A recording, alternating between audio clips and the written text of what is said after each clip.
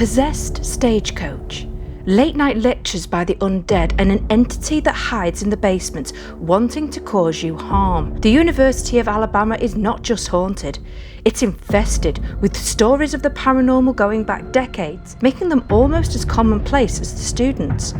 But this all begs the question, what happened here to make the site so haunted? Stories suggest that many of the buildings on the campus are swarming with ghosts, bringing a whole new meaning to the term school spirit.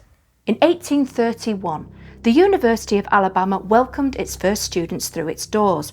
However, back then, the school was a wild frontier college and fighting was a huge problem. There were gunfights and other issues from the start, and it got so bad that swearing, gambling and drinking were banned in an attempt to control the situation. By 1860, the president of the university, Landon Garland, had had enough and fought for approval to turn the university into a military academy, a place to train soldiers of the Civil War, and he won. It is around this time that our first murder legend began. The first story goes that 3 Union soldiers were given instructions to burn the academy to the ground, but there were 2 Confederate cadets still on the grounds who were heard saying they wanted nothing more than to kill a few Yankees. When the Union soldiers found one of the cadets, they demanded, "Where is the whiskey kept?" only to be tricked in the harshest way possible. He directed them to a guardhouse called the Roundhouse, where the other cadet was waiting patiently. When the Union soldiers arrived, they were ambushed and shot dead by the other cadet. The other tale goes that a Union soldier turned up in April of 1865 to sign a treaty, but things didn't go as planned. As he entered the guardhouse, he was beaten, tortured, and eventually slaughtered. For decades now, there have been countless stories of people witnessing the spirits of the soldiers in the quad area, marching in formation on foggy nights. Even more alarming is the sound of Union soldiers heard searching for whiskey as they did all those years ago. The quad area has many unexplained sightings, including reports of 3 ghosts seen walking together late at night when it's foggy, or even on dusty days.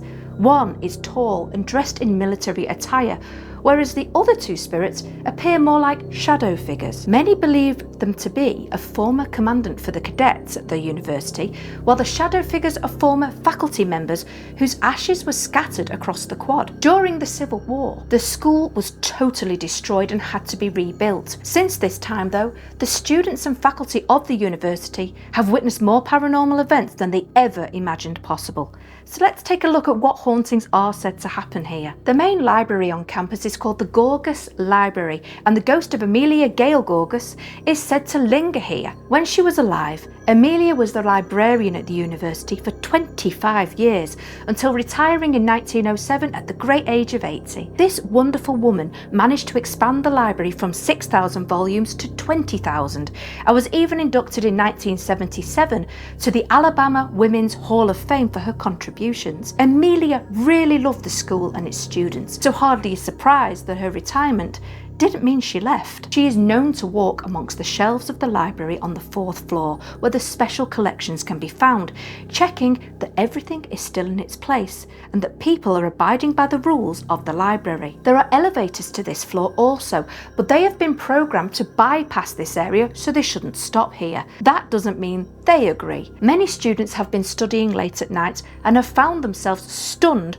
when the doors of the elevator don't open on their floor but on the 4th floor, and find Amelia standing there, waiting, watching. Others have also said that one elevator in particular seems to ignore its programming and will randomly open its doors, revealing an empty carriage, and then suddenly slams the door shut and goes about its regular programming. I'm not surprised that students and staff find this alarming, but if you also venture to the music library, there is said to be the spirit of a man in black who likes to touch people as they peruse the aisles. On the quad, you will find Smith Hall, named after Eugene Allen Smith. After the University of Alabama was completely destroyed by Union troops, it was restored and reopened in 1871, and it was at this point Dr. Smith joined the faculty. He was a talented geology and mineral professor devoted to the school until his death in 1927. To this day, his carriage is on display in the Smith Hall for students to enjoy, and when the university hosts its occasional free to the public candlelit walking tours, people have been left shocked. You see, guests have heard the sound of galloping horses and the carriage wheels riding hard throughout the hall, which I must admit sounds pretty spooky, especially as the incidents are said to happen suddenly without warning. Who knew you had to be afraid of getting run over by a horse and carriage in a university nowadays? Over the years, there have been reports of footsteps being heard coming from upstairs rooms. One evening, a number of students were walking together when they thought they heard voices in the distance, as if a lecture was taking place in one of the classrooms. They decided to investigate what was going on, as maybe the voices were intruders, because surely a class wasn't happening at this late hour. Cautiously, they followed the sound of the voices and pushed open the door to the room. When they entered, their stomachs dropped as they noted that the once lined up rows of desks were now scattered all over the place, as if something horrific had happened. Well, curiosity got the better of them,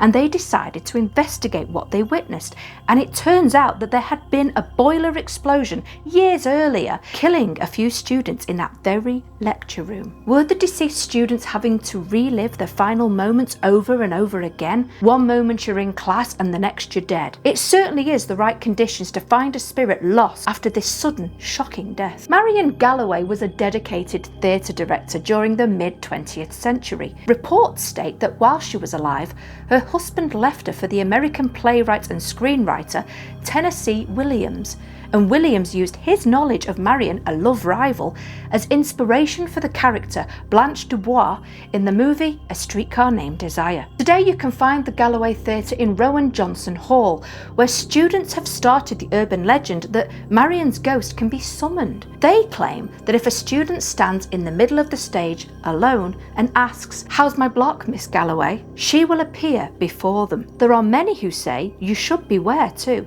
because if you're not working hard enough during rehearsals, Marion will get angry and start slamming doors in frustration until you get your act together. She certainly is spirited about acting.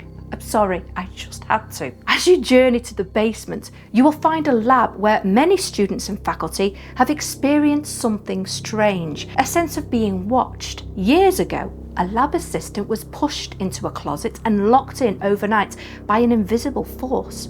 No matter how hard he pushed the doors, there was no give.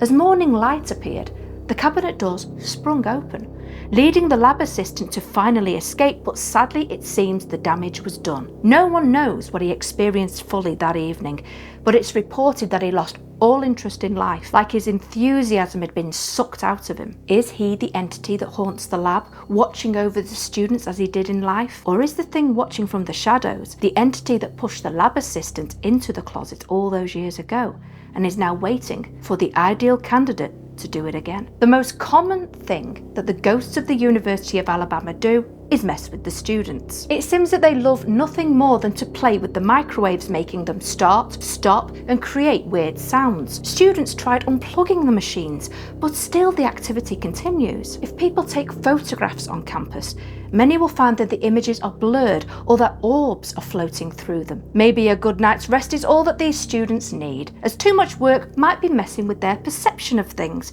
becoming paranoid. Well, that's not going to happen when ghostly footsteps are heard patrolling at night, and when people have gone to investigate, have seen shadowy figures running around the corridors. I guess it doesn't help either when there is also a rumour of a girl that is said to have killed herself on the 13th floor, no less, of Tutwiler Hall by setting herself on fire.